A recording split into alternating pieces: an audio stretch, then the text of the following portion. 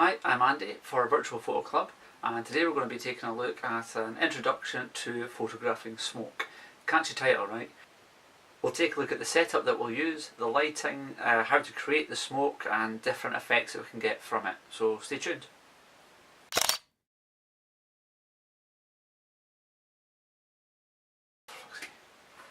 So in preparation for this video, I've looked at a few different things that we can use to make the smoke and make some different patterns within it. Let's have a quick look at some of them. So before we start anything, a quick bit of safety first. Because we're using fire, I've also got a little fire extinguisher on hand and a full jug of water as well, just to be safe. For this, the setup is actually quite simple. All you really need is a clear space, somewhere preferably non-flammable, a black backdrop, and we'll explain why shortly, and of course something to create the smoke. So I've gone with something cheap and cheerful, easily available, some of these incense sticks, and of course a burner to put them onto as well. So these will most likely absolutely stink out your house. These ones in particular are green apple scented, so if you are going to be using these, find something that you like the smell of and open a few windows. Now let's have a look how we put it all together. Okay, setting up then, I've got my tabletop here and it's flush against this back wall. The reason for that is I'm just going to grab my black backboard here and just pop that across the back there, and that'll give us a nice background for the photos and make the smoke that we generate stand out quite well. The next thing we need obviously then is the actual stick itself and the holder. If you've never used one of these before, stick simply pops into there like so, and there's a groove across the middle just to catch the ash as it falls. So essentially, I'm just going to make sure that's over there so the ash does fall correctly. For the bulk of it, that's the main setup. All we need to do is light it and catch the smoke as it comes up. Lighting it is the next part.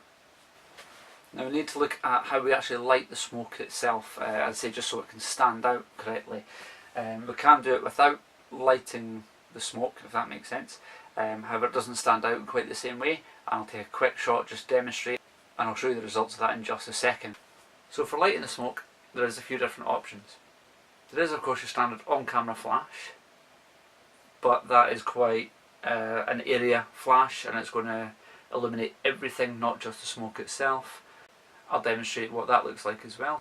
Now for those of you who are a bit more advanced and have a bit more of a setup, you have your speed light or flash gun, uses off-camera flash. Now if you are using one of these, the ideal angle is shooting across, slightly from behind, across the smoke itself. The reason for that is to illuminate the smoke as much as possible without illuminating any of the background, and to keep that as dark as possible to make the smoke really stand out. One trick that will help stop the spillage of light across to the background or anywhere else is simply taking a piece of black card and wrapping it around the actual speed light itself as such, just like that. And then black card or black paper will work fine. It does need to be black, and that is what will stop the light spilling out. And then to hold that in place, a simple elastic band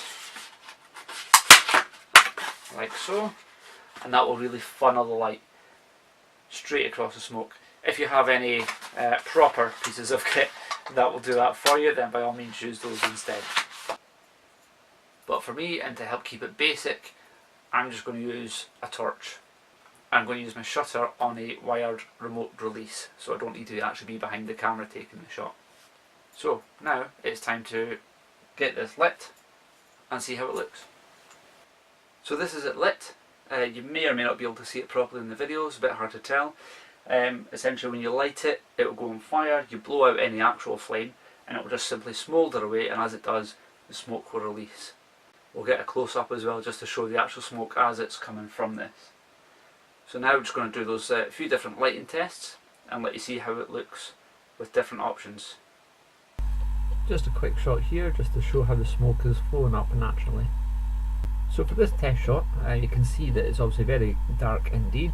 The reason for that, the settings I've gone for just to demonstrate are f5.3 for the aperture, the shutter speed of 1/100th of a second, and ISO of 400, which are pretty sort of normal settings if you like, depending on what you're doing. But because there's no external light coming into this at all, there's nothing really highlighting at all. The only thing you can slightly make out is just this little bit down here where you can see the burning end of the stick with that faint little red burning glow just there. Obviously this is absolutely useless for what we're looking for, can't see any of the smoke at all, so we're going to obviously need to change these settings.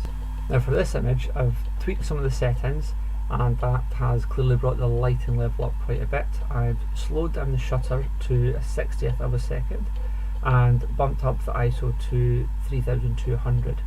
So the slower shutter allows a bit more light to come in, and the higher ISO setting just means it's more sensitive to the light that's there, so it picks it up a little bit better. One thing unfortunately with the setup I have just now, with the lens I have on, it's a bit zoomed in, so I can't really change the aperture below the kind of 5.5 mark.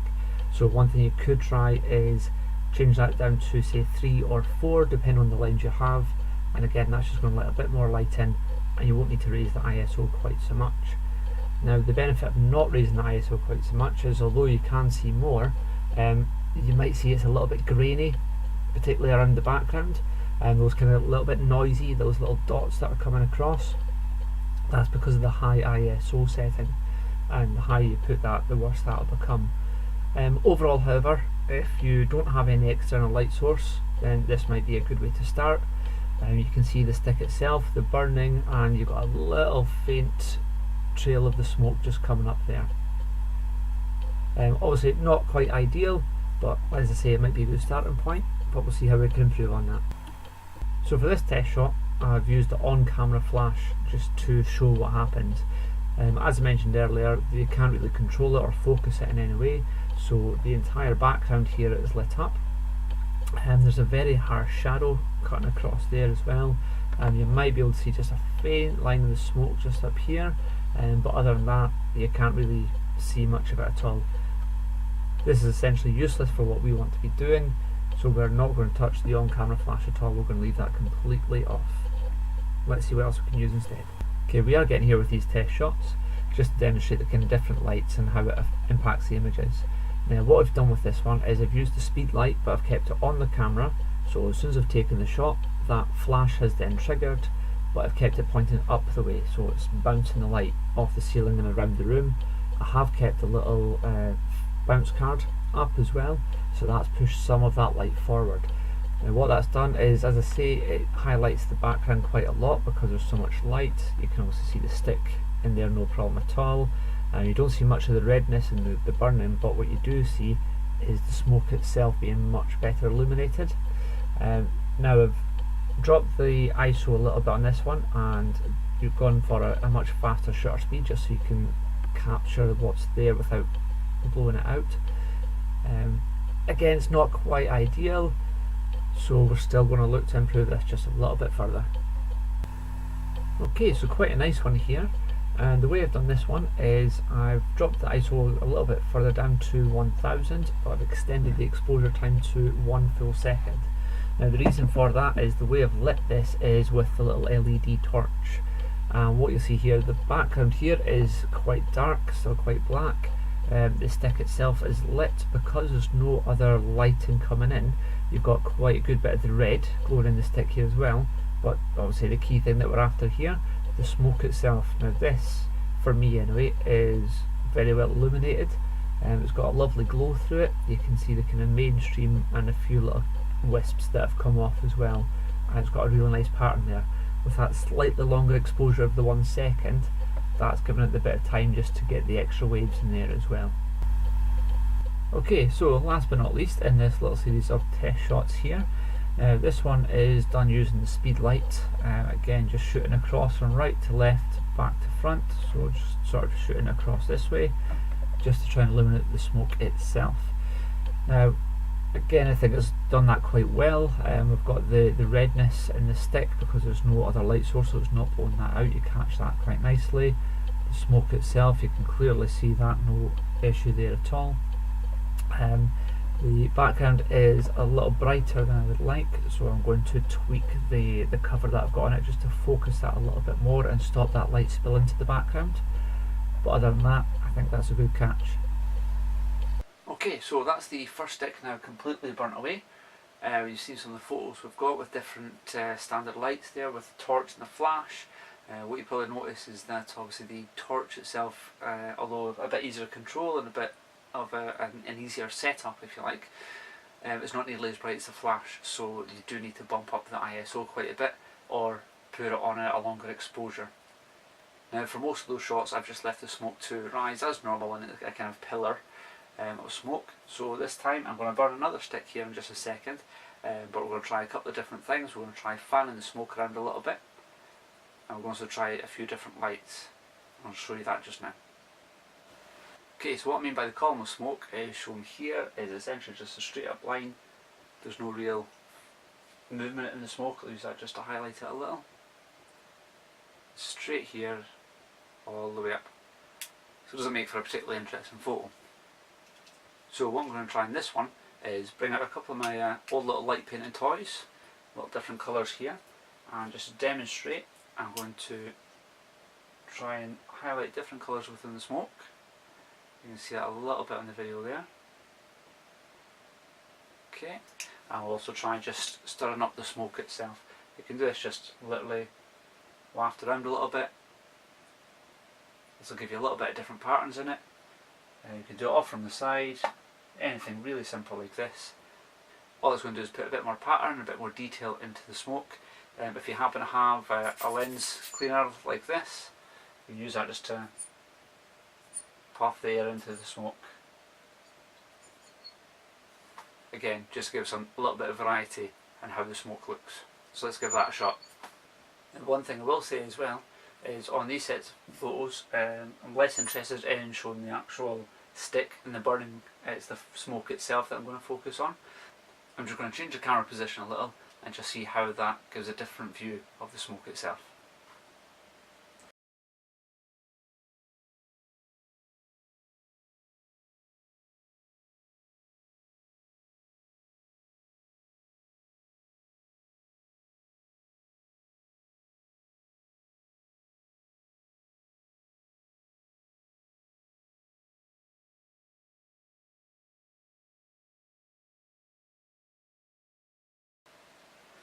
Okay, so I'm quite happy with some of the results we've got out of those photos there.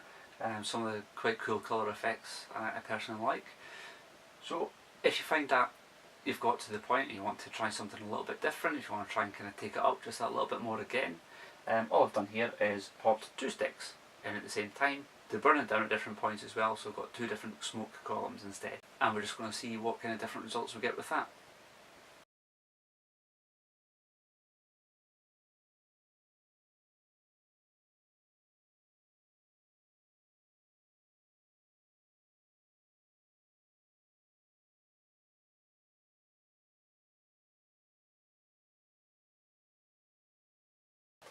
Okay, so a few more different types there. If you still want to get more adventurous, I've got another couple of things for you to try as well. So what I've got here first up is a sports bottle cut in half, and what we're going to do there is with the lid closed, we're going to try and capture as much of that smoke as we can. I'm just going to let it fill up, and once we've got a decent amount before it starts spilling out the bottom, just turn it over in one big puff and see if that makes a bit of a difference into the images.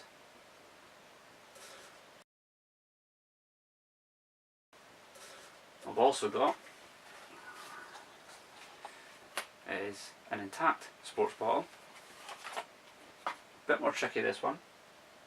I'm going to hold it just over the end of that there.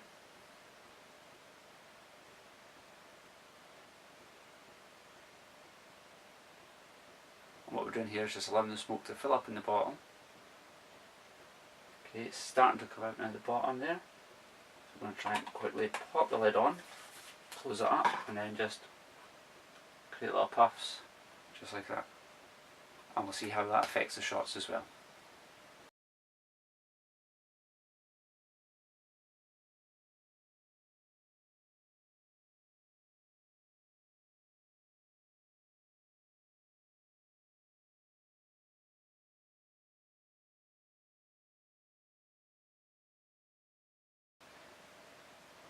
Okay, now, so for the really adventurous of you, I'm going to try something a little bit different, and to be honest I don't even know if this is actually going to work, which is why it's at the end.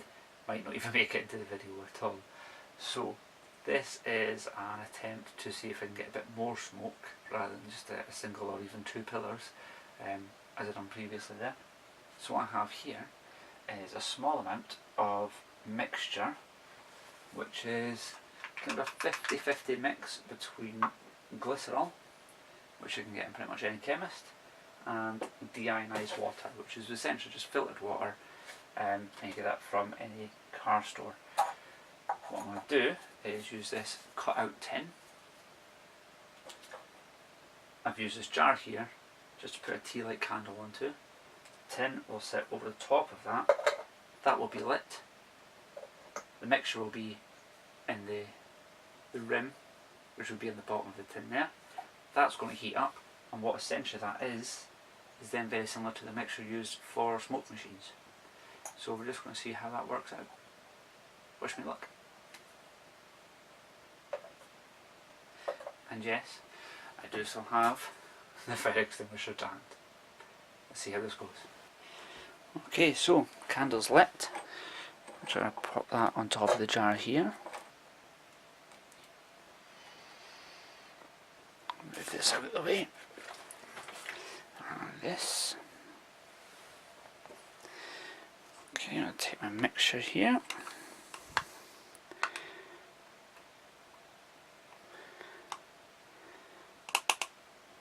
Okay. And just put it into this little lip of the bottom of the tin here.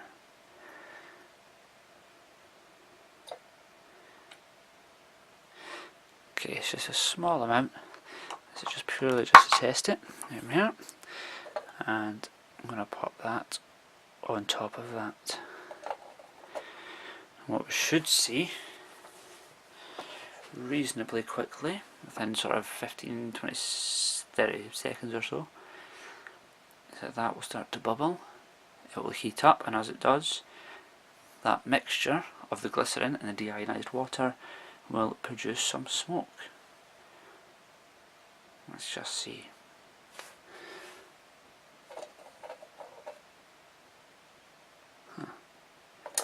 Okay, no, what's actually happened, of course, is I blocked all the air into the flame by putting a tin over it, and I've just put the fire out.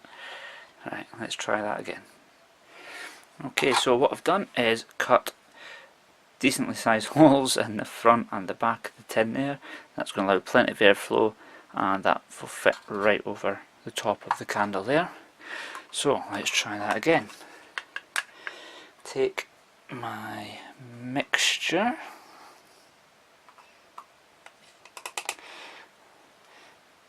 there's less than about 5 mils of this, so it's not a huge amount at all.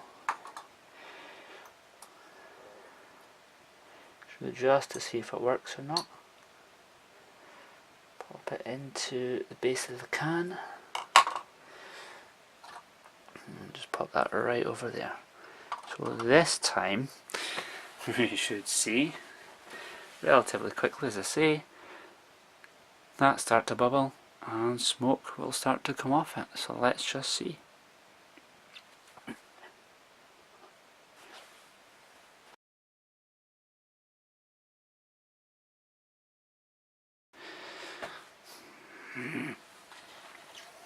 So no, let's put it out again. Okay, cut the holes much bigger right up the side of the tin. I'm going to see exactly what's happening here. And ready for take 3.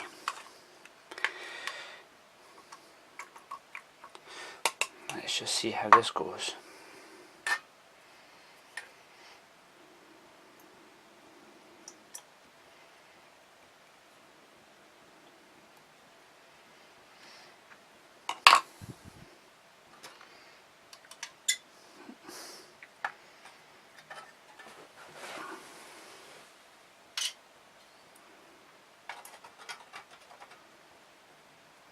That's better. Staying lit. Now, let's just see what happens.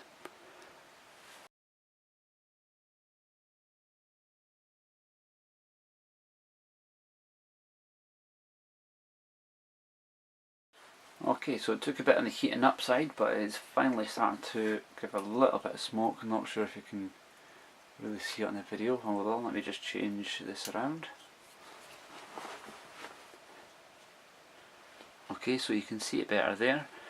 It is indeed smoking a little bit. I'm just going to use a little light just to illuminate the smoke a bit better. So you can see how much there's coming off that. Now we just need to see how the photos turn out.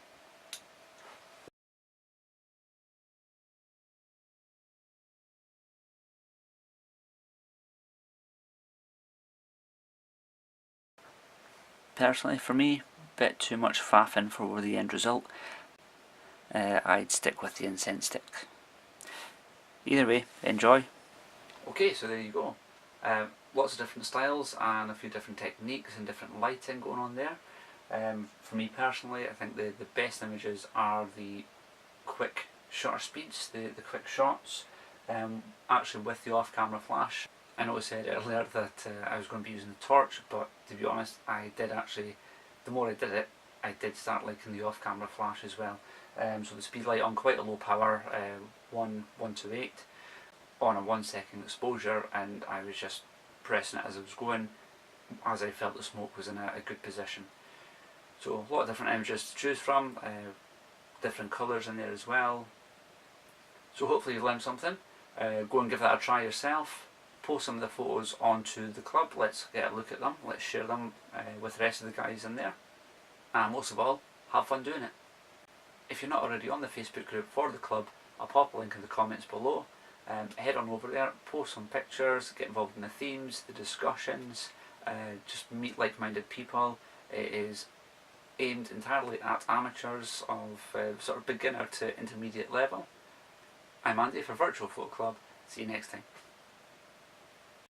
All I'm going to do is grab a black backboard, I'll pop it across here, and this is up against,